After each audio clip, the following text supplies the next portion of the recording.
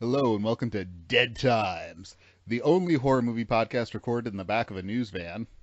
I'm your host Peter, and with me, as always, is the guy secretly recording a party, Tim. Tim, how you doing? I'm doing just fine. Thanks for having me. So tonight we're going to be talking about the absolute classic movie Scream, and when I say classic, I mean this is Helping. a pop culture phenomenon back when it was released. I was in elementary school or my very first year in junior high, and it was basically everyone was like, "Did you see Scream? Have you seen Scream? Were you able to get to see Scream?" Right. Um,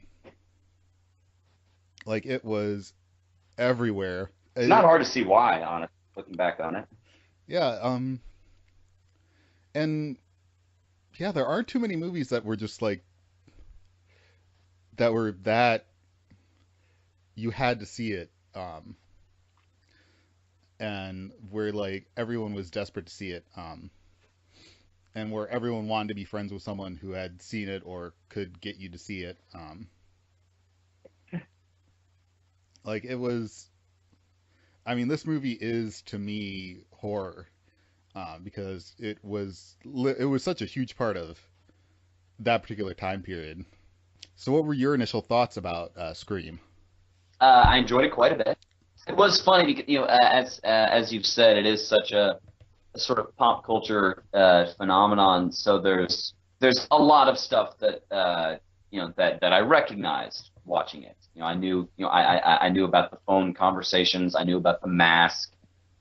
That stuff has really just kind of entered the public consciousness. I think that one of the sort of issues that crops up with this movie is that it had such an enormous effect, both just in like those tropes about the mask and the phone calls and that sort of stuff, but also just its entire approach of this sort of meta-textual. We're going to comment on the fact that we're in a horror movie. Our characters are going to be conversant in the tropes of horror movies.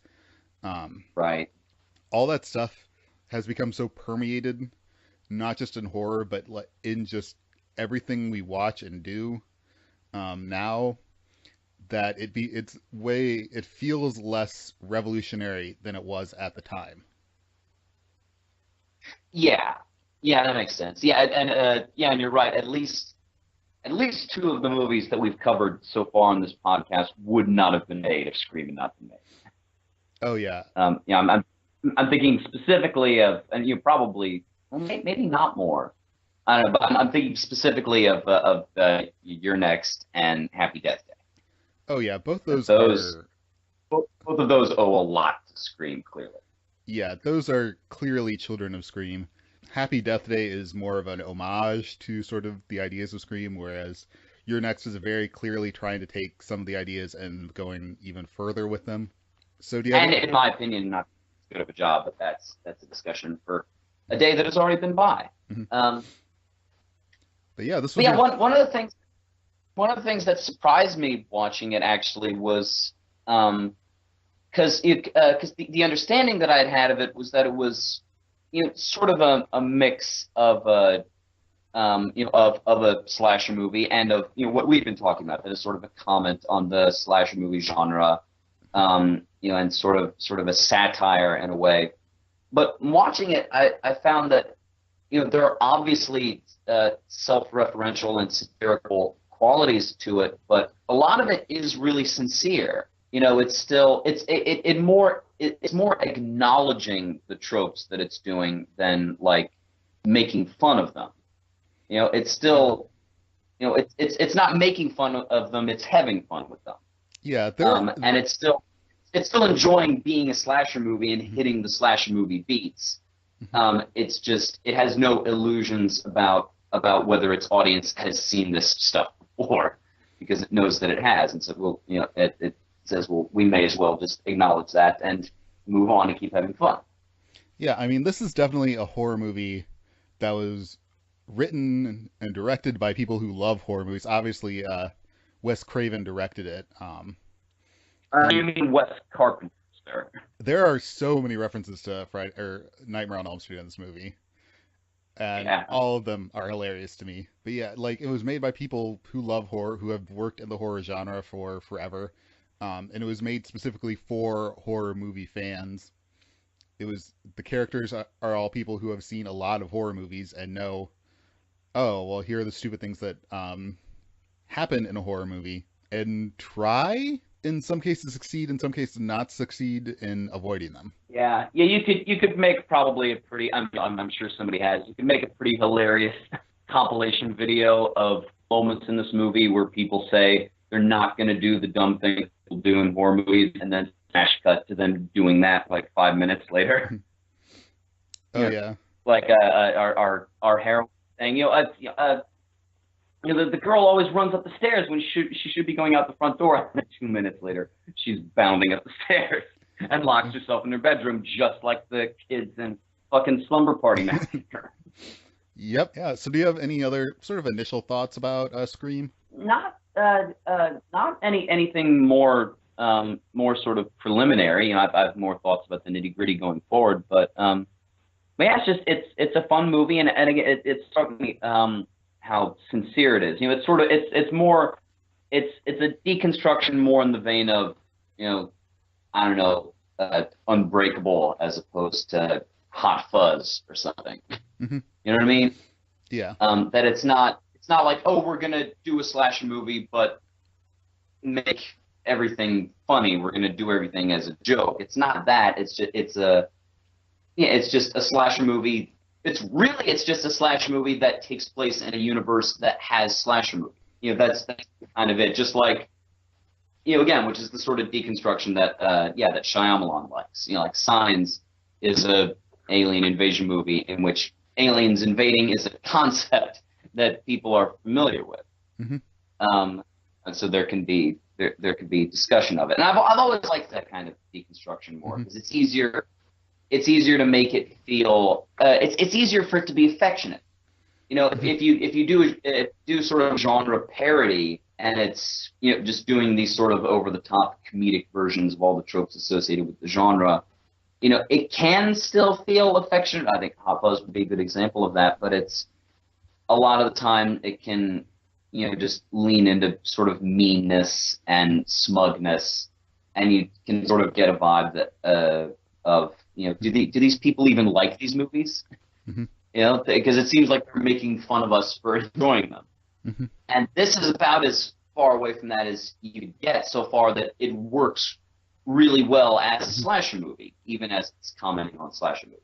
Yeah. I mean, So I appreciated that aspect. yeah. Friday the 13th has a long history of characters who are horror movie fans in it, and they're always the nerdiest character, and they're always a Right. complete asshole, and it sort of Which this movie does kind of continue. yeah. Let's be fair. But and it eventually gets to the point where you're like, is this what you think your audience is like? Like, do you have that much contempt for your audience? Whereas in this movie, while Jamie Kendi's character Randy fits into that archetype a little bit, every other character is as knowledgeable about horror as Randy is. Sydney has seen a lot of horror movies. Tatum has seen a lot of horror movies. Stu and Billy have seen a lot of horror movies. Even Gail is conversant in what horror movies are. It's not sort of, It's all again, like something out of some scary movie. yeah, like it's not sort of mocking its own audience in the way that, again, Friday the 13th movies seem to be doing sometimes. No, clearly not. So let's get to that amazing prologue to this movie, that first 12 minutes. Yes. What did you think about that? Was that something you were expecting?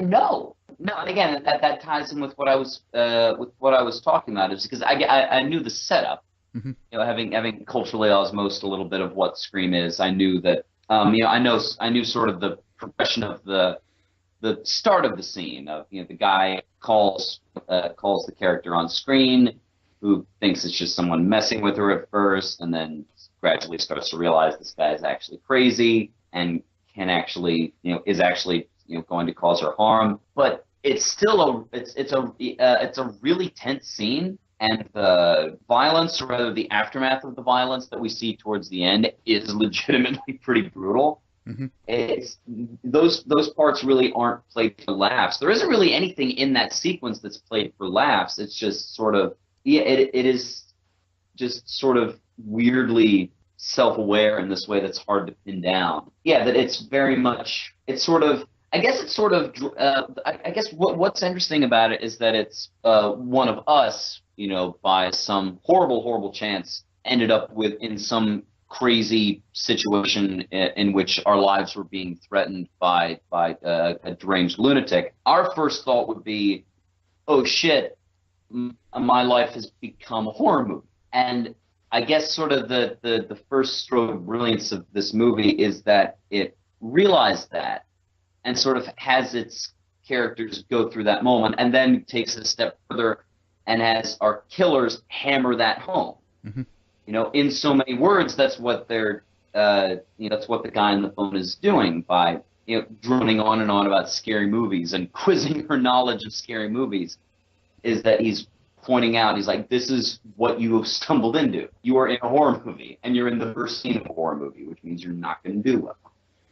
Yeah, that those first 12 minutes, they really do function as a prologue, and they are, in my opinion, basically a perfect horror movie that has a beginning, a middle, and an end, and the Yeah. tension is heightened throughout it. I think actually the rest of the movie somewhat suffers because of the fact that it can't live up to just how good those first 12 minutes are.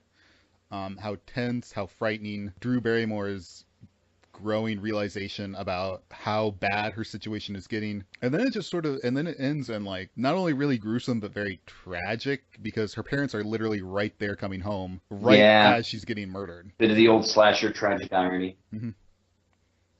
It is, yeah, it is an amazing scene. Absolutely. I don't know if I would say the rest of the movie suffers in comparison, but it's definitely it's almost certainly the best sequence of the movie. The movie is so keyed into, well, sort of now we no longer have that, but for the previous 60, 70 years, when the phone rings, you had to pick it up and you didn't know who was going to be on the other line until they told you. Right. Yeah. And there have obviously been a lot of sort of in the ether horror movies that sort of dealt with that.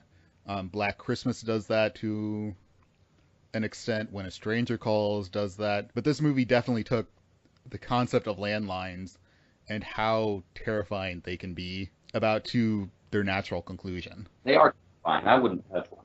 Mhm. MTV tried to do a TV adaptation of Scream recently.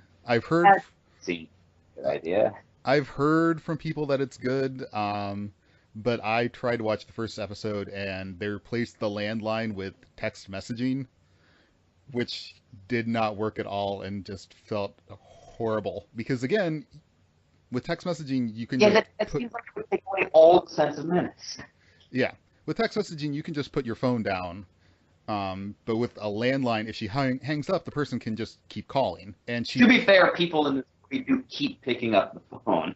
yeah, but and she, I don't think Casey necessarily calls the police at any point during this, but later on, if not in this movie and some of the sequels, there will be points where they don't know whether it's the police that are calling them or you calling on the phone or the killer, and so they keep having to pick up the phone because it could either be help or it could be the killer. Like they really did take a good hard look at landlines and what makes them frightening. Yeah, which is really good material. Hmm. So it's sort of, yeah, and you could see how that would be sort of the core of making the movie. That was that was the realization that Wes Craven had, and then sort of built this movie around that, around the horror of talking to someone on the phone and not knowing who is on the other end or where they are. So do you have anything else that you'd like to point out about that first scene? Our guy, or guys, spoilers, are pretty quick on their feet to be able to disembowel Steve, right? Yeah. Was that the guy's name? Yeah, Steve. Like they pretty thoroughly dismember him in in like a second. Mhm. Which is which I'm not complaining because that's maybe the best sequence of cuts in that sequence. Mhm. That's such because we still have the image of him tied up out there with duct tape over his mouth, fresh in our minds, Mhm. and then to back to it and his guts are everywhere is really jarring. The killers in Scream are a break from the sort of 80s slasher movies, a break from Michael Myers, Jason, in the fact that they are, well, they're very nimble, not the sort of slow walking, hulking types that Mhm. those ones were, but also that they're not unstoppable killing machines. Yeah, they have nards as that one kid in Monster Club pointed out. Yeah, they sort of one of the innovations of this movie is that the characters more or less always are getting sort of an advantage on them. Like they're able to trip the killers, they can throw things at the killers. The killers are not sort of just moving in one direction, killing everything in their path. You can hide from the killers. They're very, very fallible, but they're just relentless and eventually kill whoever they're stalking, even if they take significant damage in order to kill that person. Yeah, and that fits with the sort of deconstructionist agenda of the movie. These aren't because Jason and Michael really just are sort of movie monsters, Mm-hmm. and this is a movie about the threat of, as it turns out, two teenage boys trying to be movie monsters. Mm-hmm. Yeah, So it works that they're sort of a couple. They're still sort of a couple steps down from from that sort of realm of unstoppability. yeah, and what Scream as a franchise is unique for is that the killers aren't the actual star of the movie. They aren't. No, They are Ghostface, which is basically a joke that Tatum comes up with when during their confrontation is to call him Ghostface. Ghostface Killer. Yeah, is Ghostface is not, again, he's not Michael Myers, he's not Freddy Krueger, he's not Jason. He's just someone in a mask. And the actual stars of the movie are sort of our core foursome of Sydney, Gale, Dewey, and Randy. And you're going to follow them not only in Scream, but then those characters are going to keep coming back in all of its sequels. I And didn't know that. That's really cool.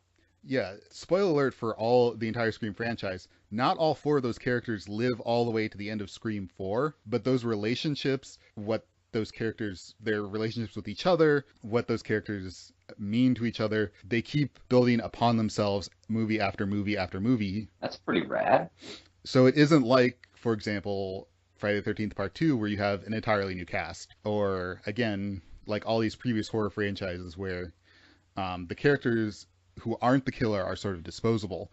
This is a movie about these four characters, and every movie afterwards is going to be about those four characters, whether or not those four characters are literally alive and present for what is or for the duration of the movie. And so, Cool. do you want to talk about our central foursome there? Shall we start Yeah, let's with? do. Let's start with Sydney, since she is the final girl. Mm-hmm. She is the main character. The events of the movie are all her backstory, because Scream has a very complicated backstory, which also recurs throughout the four movies. Sydney's mother, Maureen Prescott, had a few affairs with some men, and then was murdered under mysterious circumstances. And Sydney identified the wrong person as the murderer. And then Gail Weathers, the TV reporter, wrote a book about how Sydney identified the wrong person, and they hate each other. Oh, do they hate each other? Yeah, which is kind of glorious. Yeah, but yeah, that's the backstory. Is that this whole thing about how her mother was murdered, and there was this huge trial where Sydney thought it was one person Sydney thought it was Cotton Weary, played by Liev Schreiber, who goes on to become a much more important character in the films. Whereas in this What movie, about that? yeah, whereas in this movie they see him on TV for like 2 seconds. This whole thing with the trial, it's all of her backstory is very, very important and sort of slowly thrown out there over the course of the movie, until you have a more complete picture of what exactly happened a year before the Mhm. movie starts. So, do you have any thoughts on that backstory? Did you find it compelling? I mean, I don't know if it's the most compelling thing about the movie, but it is interesting. It's unusual, and it is really interesting. Oh, and this is one aspect in which I think this is the aspect in which it most influenced Happy Death Day, which I enjoyed quite a bit. Yeah. Is that it doesn't feel at all like the story of these characters begins with them encountering a deranged lunatic.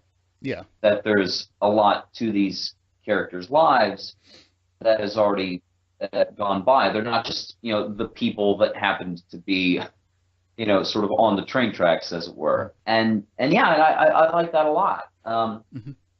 And it makes a lot of sense because it's sort of a given in most other kinds of movies that you'll get to learn a little bit about the past and the sort of the formative events that have already happened in the lives of our protagonists. But slasher movies really do tend to kind of skip that because it's sort of assumed that you will be invested in these characters just because of the fact that their lives are on the line, that that the prospect of dying in horribly brutal and often sickly ironic ways, is sort of an option that just as a human being you're going to root for that not to happen.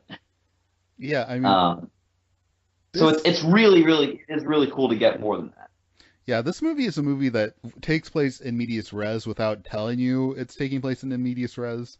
Like you are jumping into Yeah. the middle of a story and you only find out just how in the middle of the story you are like as the movie goes on. Like So it's really not until the final reveal mhm, that you realize, oh, this is all part of the same thing. That the backstory wasn't just window dressing. yeah, were you even paying much attention to the backstory sort of when it first introduced itself? I was, but I didn't think that it was going to be the key to the final act. Hmm. In anything more than sort of a thematic sense. Hmm. Because like you start to sort of get the character connections there as you understand Sydney's sort of relationship with the memory of her mom, and with the identity of her mom, and so I figured out, okay, this is a character thing for her, that it establishes sort of what her struggles as a character are, which surviving this ordeal is going to sort of symbolize her continuing to overcome. I got it. I'm good. And then it turns out that it's a lot more than that. Hmm. That that the backstory actually has a lot to do with the story that is currently happening, and everything to do, as a matter of fact. Yeah, so that did really throw me for a loop. I wasn't expecting Yeah. So what about sort of Sydney's other character traits besides her backstory? What do you think about them? Like, she is our final girl. She's a very different archetype, I guess, of the final girl from what this sort of 80s version of it was, and is clearly leading the way to Aaron from Your Next. I don't think you would get to Aaron without going, well, what if Sydney was able to grab a weapon and beat the ghost face in the head with a hammer? it. Yeah. Like, I think that's pretty directly what the thought process was for Your Next. Yeah. She is sort of a halfway between Aaron and say Lori from the first Halloween. I think that she's a nice sort of middle point between those, because one of my problems with Your Next was that Aaron was so spectacularly competent, Hmm. and that I was never worried about her, really. After you realize what Aaron is capable of, you really stop being afraid for her life. Even beyond the sort of the understanding that there's going to be a final girl. Because even though final girls do seem to lead this sort of charmed life, they're still vulnerable, and as a movie viewer, you can still get sucked into their plight, even if they're going to make it. And Sydney, I think, is a really great example of that, and is an example of how you can make a character like that actually smart and competent, not somebody who just survives on the basis of how pure and innocent they are, while still being vulnerable enough to be worried about. Yeah, Sydney, she's a very, very complicated character. I think Nev Campbell does a really good job in the role, but Absolutely. Sydney is a character who is very good at thinking on her feet, but clearly is not going to be pressing every single advantage she has against the Ghostface killer. She, Yeah, mostly due to self doubt is the mhm, thing, more than incompetence. yeah, Is sort of the vibe I got. like it always strikes me again and again and again every time I rewatch this movie that she just hands the gun away when she has the gun. Like that Yeah, is very, very stupid, but you can 100% understand why Sydney does that. yeah, That's the kind of thing she makes mistakes like that that are character based as opposed to I just need to make sure that, or as opposed to the writer basically making her not smart in order to make her easier to off. But yeah, yeah. she. Nothing, no mistake, no mistake that she makes in this movie can be chalked up to hysteria. Oh, absolutely. When the shit hits the fan, Sydney is looking around the room figuring out a way to get out of there. But is still terrified, Yeah, along with us. yeah, As and opposed to Aaron, who really just seems to sort of calm down and come into her element mhm, as people start dying. yeah, yeah, and I think I said Nev Campbell does a great job, and I think she does because Sydney is a very conflicted character. She has a lot of sort of ambiguous feelings about her boyfriend Billy, and Good reason. she's got all these issues with her sort of mother's death, and then like she manages to nail just the fact that Sydney is being stalked and this killer keeps trying to kill her over and over and over again, keeps calling her over and over again with the right amount of Nev Campbell always lands on the right amount of I'm really, really scared, but I'm not losing my shit completely hysterical. Exactly.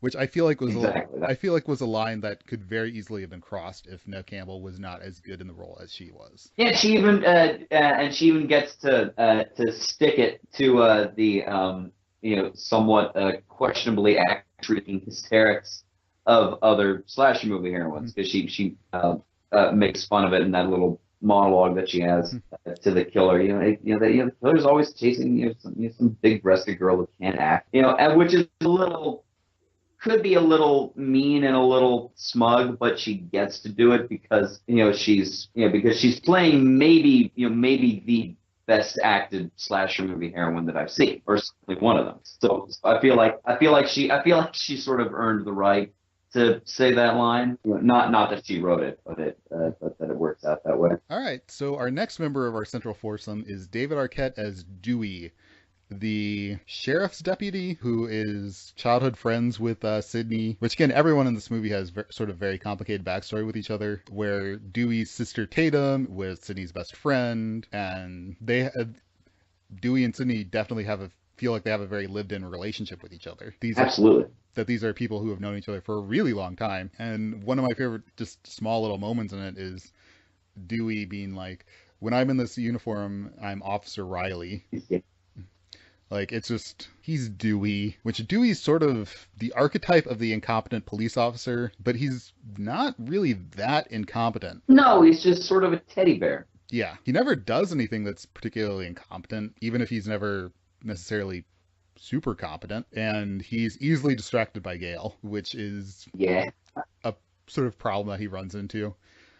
Let's walk around at night with flashlights on a dark road so we can talk about our feelings for each other. Also a strategy. So what were your thoughts about Dewey?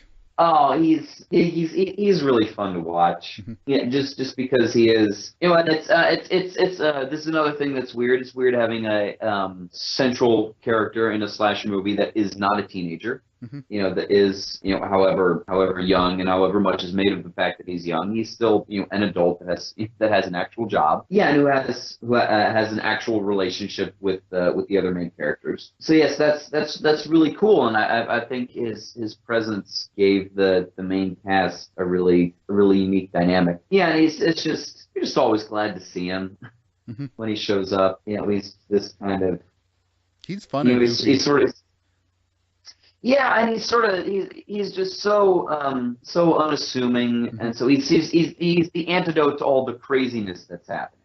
Mhm. Because he's not a picture of level-headed coolness by any stretch of the imagination, but Mhm. he's a guy who's got his heart in the right place. Yeah, he definitely does. Okay, so let's move on to Randy, played by Jamie Kennedy. A very young Jamie who Kennedy. So what were your thoughts about Randy? well, he has the funniest line in the movie, which is towards the end. So I guess we'll get into that when we get to the climax of the movie. I was really with what's his name at first when he was accusing him of being the killer. Hmm. That seemed not only in line with the sort of the tropes of this kind of story, but with the sort of tone in the movie, Hmm. the tone of the movie, that it would make sense that in this movie it would turn out that the killer was just a horror movie nut who went nuts, Yeah, Randy is. instead of somebody who had an actual motivation, because as Rennie points out, motive doesn't matter.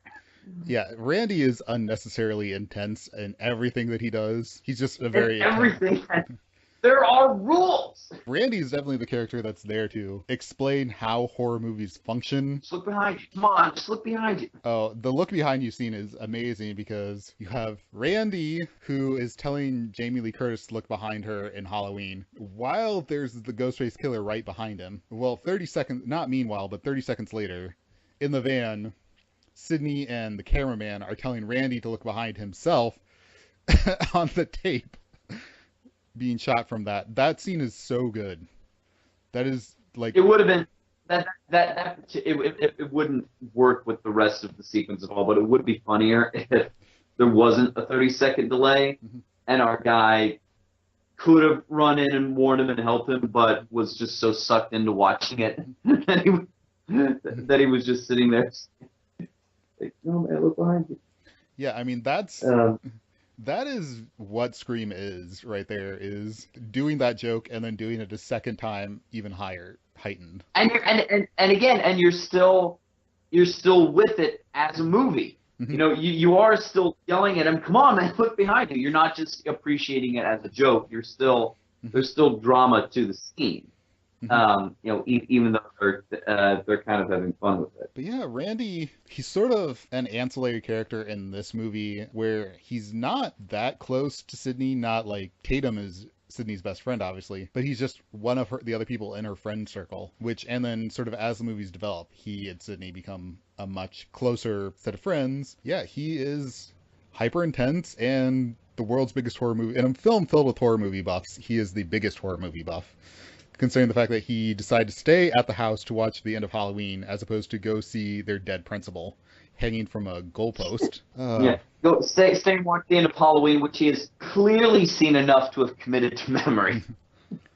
Oh yeah. Yeah, and I think it's his presence and his sort of dialogue that is the go the farthest towards giving this movie kind of the deconstructionist edge that it has. That it is, again, it is sort of Scream in a nutshell to have a character actually dissecting the events of the movie up to this point like an editor looking over a screenplay, Hmm. and just sort of deducing what is going to happen next, or what new information is going to be revealed just based on the narrative conventions of the genre, except that from Randy's perspective, it's reality.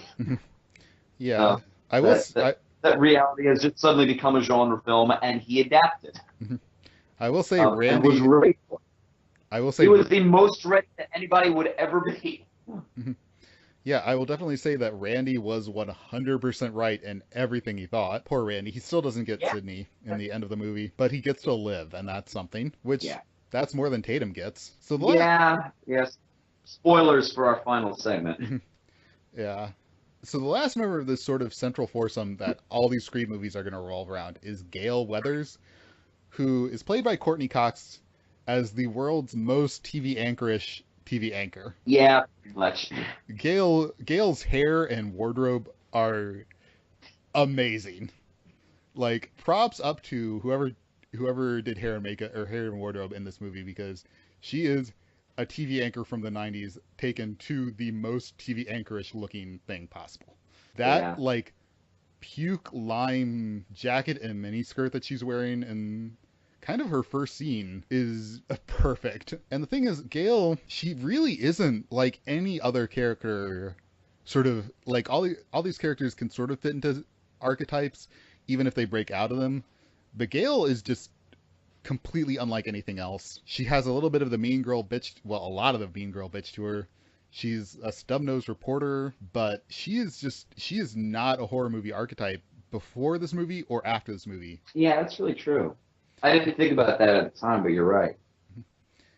She is, You know, and I was sort of confused at first watching the movie, you know, sort of in the middle of the second act as to why she was still in the movie. mhm, Because I assumed after the first like scene or two with her, there was okay, so you know this was you know that was in there to help us, you know, to help sort of tease out Sydney's backstory, and then that was it.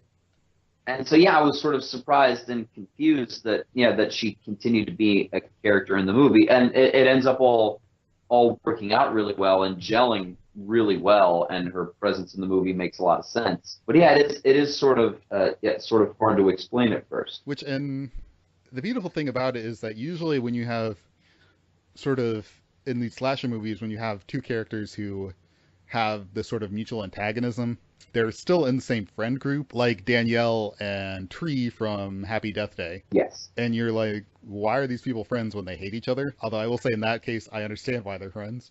But with Sydney and Gail, they hate each other and they are not friends. They only interact because of the fact that Gail desperately wants something from Sydney, and Sydney just openly loathes her. Yeah, and gives and gives her a pretty nasty bruise. Oh yeah, Sydney just punches her right in the face.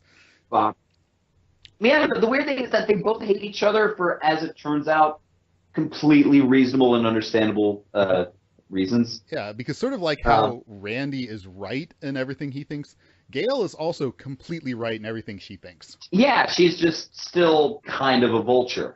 Yeah. So you get why Sydney hates her. Sydney isn't exactly wrong in her perception of who this woman is. There's more to her, Hmm. clearly, than Sydney perceives. But you know what Gail is doing is still kind of exploitative, Hmm. and she's aware of that and doesn't really give a shit because she's kind of unscrupulous. Yeah. Um, I mean, Gail has but that. but but the Gail has. problems that Gail has with Sydney are still absolutely real, Yeah. as it turns out. Yeah. I mean, Gail has that classic line of where she's like, two more murders. Think of what that'll do for my book sales. They're like, yeah, we could get a man off of death row. I could save a man's life. Beat. Can you imagine what that would do for my career? Yeah, Gail is incredibly self-serving, and she really doesn't care about anyone else's life. There are people being murdered left and right, and she really doesn't give a shit about them as human beings getting murdered. Yeah, which is why I assumed, from some point in the middle of the movie when it was clear that she was going to be in the rest of the movie, I just kind of assumed she was going to die. Hmm. Because sort of the way that slasher movies work. Slasher movies are, just going by, again, the sort of small sampling I've seen, a lot of which has been for this podcast. A lot of them are sort of, and it's weird for something as, as sort of, something that's perceived as comparatively sort of lowbrow and subversive. They're really sort of rigidly moralistic that, the plot, the most basic plot of a lot of slasher movies is that all the douchey, shitty people in this circle of friends get killed by some crazy guy, and the one little angel survives. Hmm. And yeah, that's just another way in which this movie sort of subverts your expectations. Is seeing somebody as regardless of their complexity, and you do eventually learn to sympathize with her. But Gail is sort of imminently hateable, Hmm. at least at first. Hmm. And because of the kind of movie you're in, you just, or at least I did, I just immediately assumed like, all right, she's going to die a brutal death in the final half hour of this movie, Hmm. and she does not, and ends up being very useful in the survival of our other hero. Yeah, Courtney Cox made this film at the height of Friends mania, and this is obviously a very different character from Monica. And it's really to her credit that she was able to wind up creating pretty much simultaneously two incredibly iconic characters as Gail and Monica. And that, And I was never thinking of Monica watching this movie. I was just totally sold that this was her own character. well, it helps the fact that this is definitely shot better than your average episode of Friends. I did And not. also And also, let's be fair, written better by miles. But yeah, and as you were saying about Dewey, that it's strange to have sort of an adult in the middle of sort of these teen slasher movies. Gale is way more adult than Dewey is. Yeah, Gale is the grown up in a lot of ways, even if she is sort of a vulturous, greedy, self serving grown up. yeah, but she is those things out of cynicism, really, rather than childishness. So, to what degree do you think Gale's flirtation with Dewey was about pumping him for information as opposed to genuinely liking him? Well, I assumed at first that that was everything, Mm-hmm. that that was all that it was, and it seemed like there was maybe more to it. Again, sort of towards the end, or sort of after the halfway point. But it's kind of hard to tell. And I assumed that it was that it was left sort of intentionally ambiguous. Yeah. That because again you're sort of trying to gauge who this person actually is, and to what extent you've made and misjudged her based on the impression of her that you formed in the first act of the movie. And so I felt like leaving that open was sort of meant to invite the question of, well, maybe she does actually like him. Maybe she is actually capable of the feelings for another human being. Maybe she shouldn't die. Yeah, I do. Every time I watch this, I do sort of am forced to reponder to what degree Gale is using Dewey as opposed to just genuinely likes him. And as I said, these four characters continue, well, their lives, they continue to impact each other throughout all four screams. And after you said that, I started wondering about that. I was wondering where that dynamic goes in the sequel. They're definitely, Gale's relationship with Sydney changes considerably over the course of the four movies. Gale's relationship with Dewey changes considerably. Gale's relationship with Randy even winds up developing in a sort of interesting way. Like, and we got to do the other. I will happily do. In preparing for this podcast, I rewatched all four of them, and I am 100% behind doing all four screams because I have a lot to say about all of them. I'm down. Yeah. Did Craven direct any of the sequels, or have any handed? He directed all three of them. Ah. Yeah, he directed Scream, Scream 2, Scream 3, and Scream 4. Although I guess no, but he also did direct a whole bunch of the Elm Street sequels, right? Yeah, he directed, or at least had a hand in Nightmare on Elm Street 3, and then wrote and directed Wes Craven's New Nightmare. Yeah, that's what I heard. Yeah, that's unusual for slasher movie franchises.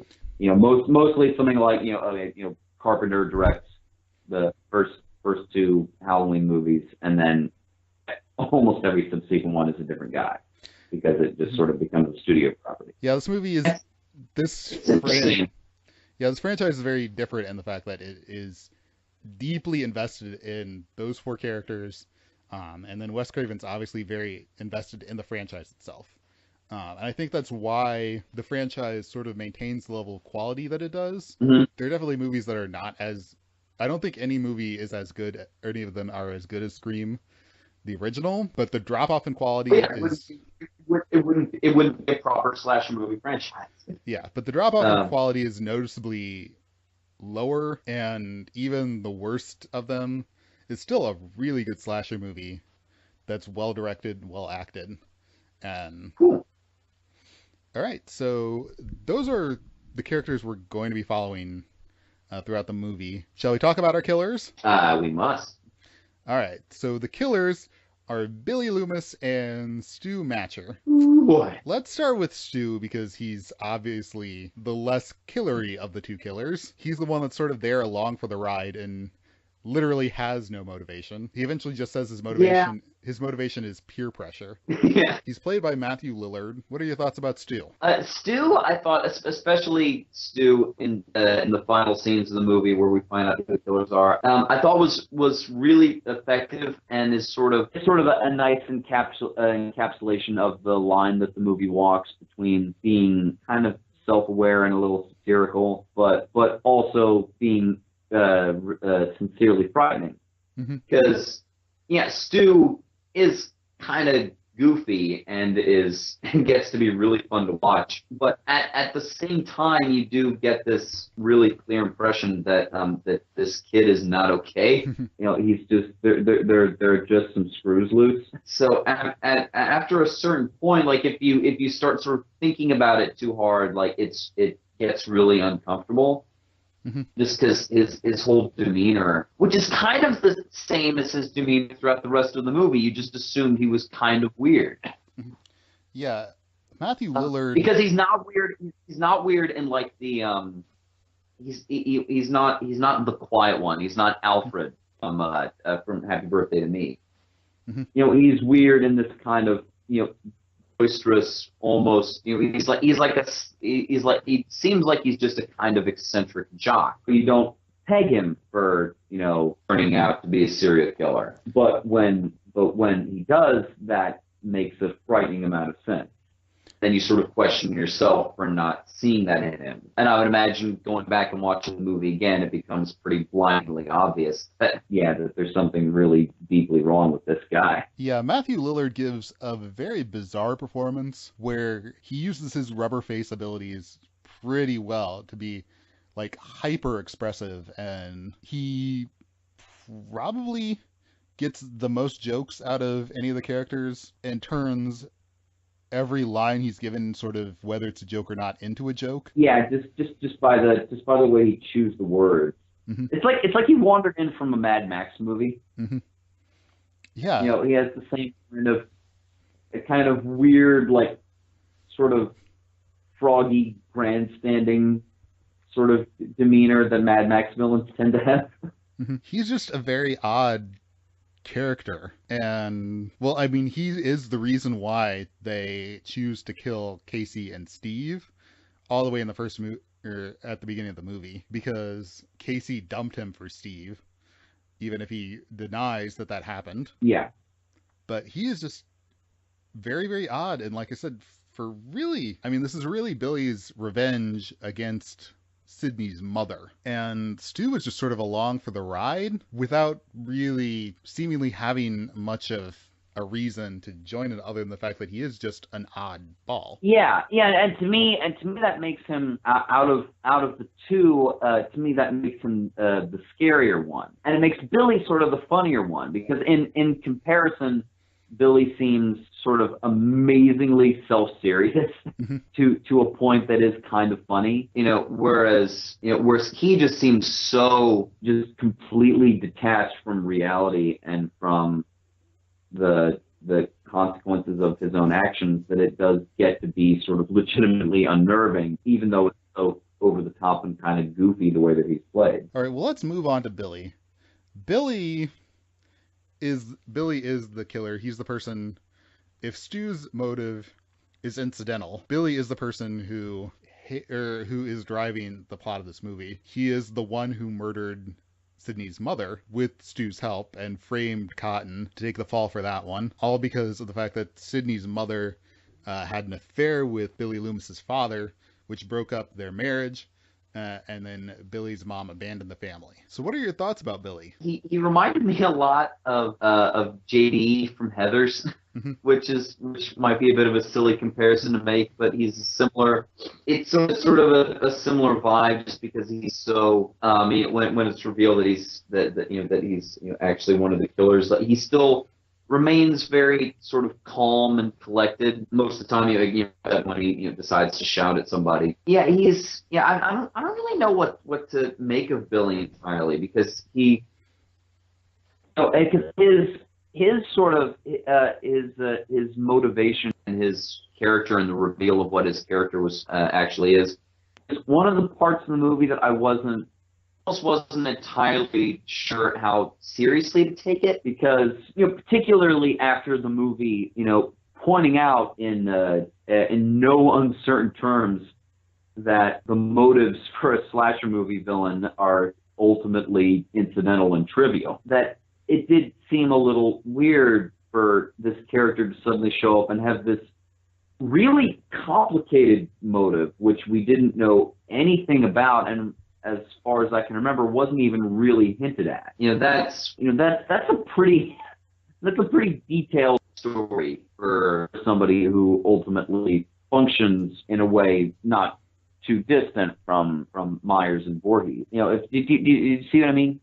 Yeah, well, the only really hint about how important sort of this whole backstory is going to be to Billy's character is takes place in the school where he and Sydney are just sort of having a conversation after the day after he was arrested, and sort of Sydney, sort of everyone's convinced Billy is innocent, but Sydney is still wary of him. And then Billy said something about how you have to get over your mom's death because, like, I got over my parents' divorce and my mom leaving me. Right. And Sydney goes, well, your mom's still alive. She's not buried in the grave somewhere. Which, yeah, Billy and the movie makes Better point that she could have possibly realized at that moment. no, the movie goes out of its way every single time Billy is on screen to be like, this is the killer. This guy is the killer. He's obviously the killer, while also Yeah, going out of its way to set things up so that Billy looks innocent. You yeah, find, which makes this a pretty great mystery, mhm, because because the problem with almost all mystery movies, um, is that if you're even a slightly genre savvy viewer, um, the cardinal rule of mystery stories is that it's never the obvious suspect. mhm, Um, so your first instinct as a moviegoer is to figure out who the least obvious suspect is and assume that it's them. mhm, Um, and this movie, through just a little bit of cleverness and trickery and misdirection, manages to really have its cake and eat it too, by um, directing directing your suspicion to who the murderer actually turns out to be, and having you rule that out because of that. mhm. Um, that it sort of turns around and says, hey, what if the first person that they suspected actually did turn out to be the killer, and he was wrong, and everybody was wrong. It's funny. I used to be really interested in magic. I used to be kind of an amateur magician, Mhm. and this is one sort of technique that magicians will use to build an illusion, is to have it be done in such a way that the actual mechanism behind it is something that the audience will think of while watching it, and then will rule it out for themselves as being impossible. That they're like, no, that's too simple. It can't be that. And so then, casting around for any other solution, they won't be able to find it because there's actually only one way that it can be done, and it's the one that they already dismissed. Um, and so it's really really clever, and it really makes the movie suspenseful because which I guess this will sound a little weird since you've known this movie, I guess, since we were talking about it earlier, since it came out, which was '96. That's over 20 years ago.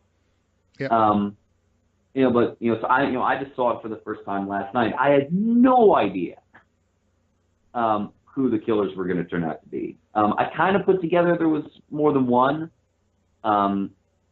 just because it seemed like that would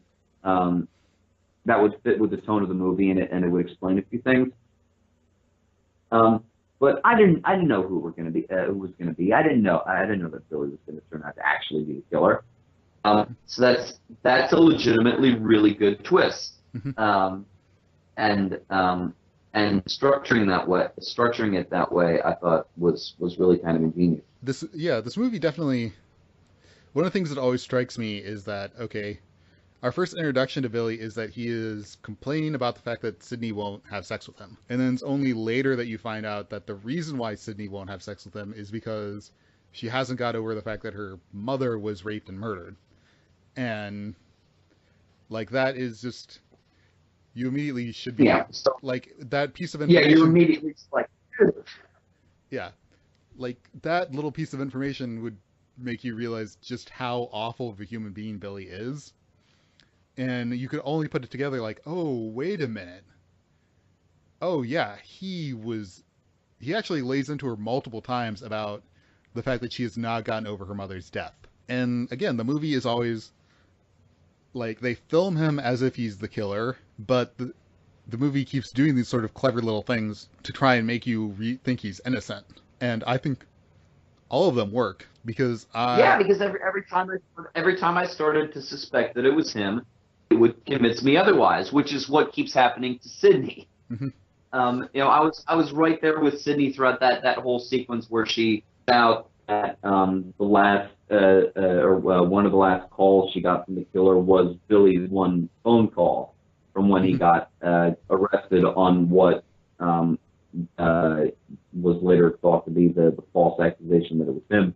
And yeah, she puts that together, and at the same time, I'm thinking, okay, yeah, that makes a lot of sense, it's put together like this is an actual realization that's being put together right now, and then the killer shows up behind him and apparently murders him, mhm, um, and you're immediately thrown off track again. mhm. I mean, when Sydney gives Billy the gun, were you like, no, Sydney, don't do that? We're Yeah, like, by that I kind of figured out because there were only so many people left in the movie. yeah, the body count had risen a little bit by then. Were you ever sort of leaning towards someone who wasn't Billy or Stu being the killer? But like I said, I suspected at first it might have been Randy. Let's see. Did you ever think it would be Gail or Dewey? No, I think that I had a split second thought that it might have been Henry Winkler. I mean, he comes Um, off as a psychopath in this movie. yeah, he's just also crazy as it turns out. Yeah, I don't know. When I'm when I'm watching this kind of movie, my sort of MO is to suspect everybody, as Randy loudly advises the video store to do. So it's and again, I think that's sort of how most moviegoers' minds work. It takes either being really legitimately smart and careful about it, like this movie, or being batshit insane, like Happy Birthday to Me, Mhm. to uh, to actually pull off something utterly unexpected. All right. So, do you have any sort of final thoughts about the movie as a whole? It's a really good movie, and like I said earlier, my main takeaway from it and the thing that I found the most cool about it is the fact that it's a really, really good slasher movie. Mhm. Um, it's legitimately thrilling. It's legitimately frightening. You're really invested in the characters. It has a lot of well put together set pieces. It escalates well as a story, and it just is able to have this kind of slightly self-referential edge to it that really, I think, what it accomplishes for the sake of the movie, because I don't know if the movie ultimately makes much of a statement about its own genre for how much it sort of discusses it. I don't know if there's anything except maybe that there's the old sort of famous bit of movie wisdom is that the best way to criticize a movie is to make a better movie. Mhm. So I guess that's kind of what this movie is that it sort of likes pointing out sort of some of the silliness and the tropes of slasher movies while giving itself the authority to do that by being a really, really well executed slasher movie that has a greater level of sort of emotional depth and character depth to it than a lot of its peers. And so just becomes sort of slightly weightier and slightly, just a bit more of an achievement from sort of a filmmaking and screenwriting perspective, and so is able is able to sort of successfully one up the movies that it's sort of that it's teasing a little bit, which in turn gives it the license to do that. Those are my basic final thoughts. Yeah, Uh, I don't think that it is. I think it should be pretty obvious by now that I love this movie. I love these characters. Um, I think this is one of the highest peaks that horror has ever achieved, sort of as not necessarily a social statement, but just as a well done movie. Um, yeah, it is a perfectly assembled movie. like Um, one of the things I love about horror is sort of as we discussed with Godzilla and Carrie, is that it reflects upon society. This movie doesn't necessarily do that much, but it reflects upon its own genre and takes it, sort of, it, it reflects on the state of horror movies at that yeah, time. and then takes and then figures out sort of where those movies have gone wrong and fixes them. Um, like as I said, it is a And there were never any shallow or stupid slasher movies ever again. yeah. I mean, like I said, the characters and storylines that were created here um, carry on for now. Or for now, they've done four movies of them, and they're still compelling and interesting characters and storylines. Um, and like that is sort of what makes this movie so great. Is that Ghostface the Killer is not the star of it. The star of the movie is Sidney, Dewey, Gale, and Randy. Yes, absolutely. Like again, I am 100% happy to watch Gale and Dewey and Sidney and Randy investigate um, a whole new set of instances in Scream 2. And I'm 100% there to watch them do it again and again and again, as opposed to, for example, Michael Myers, or in Halloween, where you're there to watch Michael Myers kill a bunch of people, and it ultimately doesn't really matter who he's killing. There's only so long you can remain invested in that, and then the natural course of that, which we've talked about in our first episode, talking about Godzilla, how the Japanese Godzilla movies sort of drifted towards comedy and away from being legitimately horrifying. And that we were saying, that that's kind of sad, and that kind of, well, not necessarily sad, but sort of disappointing in comparison to the original, and that we can sort of blame directors for that, for being sort of less less creative than the people who made the original. But you can also say that, well, there comes a certain point where you can't ask the audience to care about the thousands of Japanese citizens being killed by this giant monster for the sixth or seventh time. Mm-hmm. You can do it once, and it takes a pretty extraordinary achievement of movie making.